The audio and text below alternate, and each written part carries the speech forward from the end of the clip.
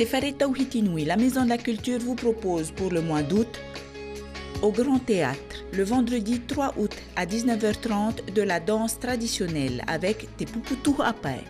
Du 31 août au 16 septembre, ne ratez surtout pas la nouvelle pièce de théâtre mise en scène par John Mayray, Tavi, Roi et la Loi.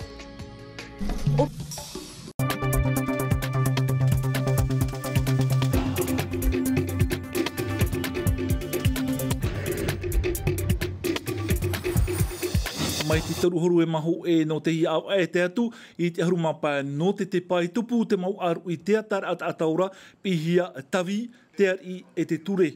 A amu te ie no te ari no tautira o Tavi te iwa e no tōna a wahi no tāna wahine o taurua o te tupu i te mamateiti tautini o no hāne reira iau i te papai a John Mayray i taua taura e whaahipo te ture to e ari i a horo atu i tāna wahine i rito i te rima o te tei e atuar i o te whaahin aro mai. E hui pai ia o te tupu i roto pu te ari no tautira o Tavi e te ari no papara.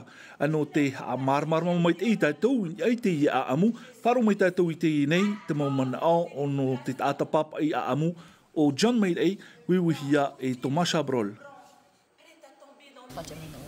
Beh, am te no so ata no tautira te whahepohia e te ture i te raratau, ia horo ai tāna whaine i te ari no papara, ia hua i te ture o tau taura, ai tāta ane rau e horoa, te wahai whiwhi noa, ai tāta ari no papara i whaatura, i te whaaura o e hitum hana, no te hupai o tape e te wahine i ana, menari mai te muwhiwhi i te tupura, whatia hia te a amu me tūru rā o Tavi hai maauri e paruparu i whaaturu o te e tata.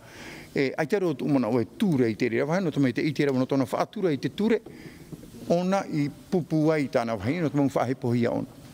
Tara, wa maiti au e papa i te aamu o Tavi, no Tavi, whaatia i ana, mui te aro o te tata, ma te paraue, ere te tata i te maau, tata whaatura rā i te ture, e te whai amau ti ore whaatura i ture, o rato te upo ti ore te iri.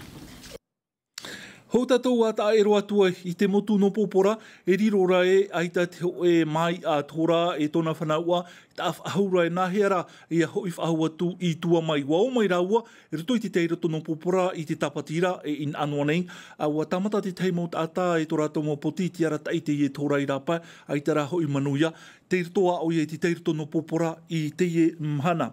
Hoperoa homa, a te i nei ana tātou no te i pōnei, māruru mai te tātou i te wharere i ananehe pō, nā matai hora i tātou ia e hap au mai. Mai te i tātou i te roar ano te i arui, parhai, Yorana.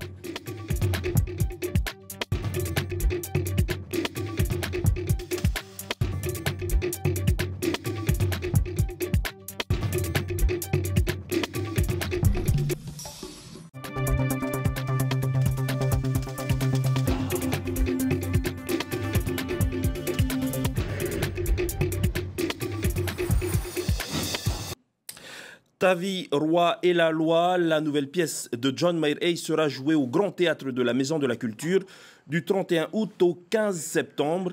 Le metteur en scène s'inspire de l'histoire du roi Tavi de Tautira et de son épouse Taurua, une légende qui, selon les textes originaux, se serait déroulée au XVIIe siècle. Cette pièce raconte les mésaventures de Tavi qui doit prêter sa femme au roi de Papara. John Mayray a écrit une tragédie plus moderne et en français. Tavi, Roi et la Loi est une réinterprétation plus personnelle de cette histoire. Le jeu des comédiens met en avant la complexité des sentiments face à la société tahitienne d'autrefois. On écoute John Mayray au micro de Thomas Chabrol. Quand on lit les mémoires de la reine Mara, où le personnage de Tavi passe un petit peu comme un personnage un peu faiblard, un peu pleureur. Et donc j'ai fait le choix, un choix différent sur une partie de notre histoire. Voilà. Et j'ai pris le parti de Tavi pour lui rendre justice parce que je suis persuadé qu'il a été victime, lui aussi, des coutumes, des traditions de l'époque qui l'obligeaient à céder son épouse pour un prêt que ne respectera pas malheureusement Tuiterai. Mais c'est lui qui sera victime et Tuiterai s'en sortira.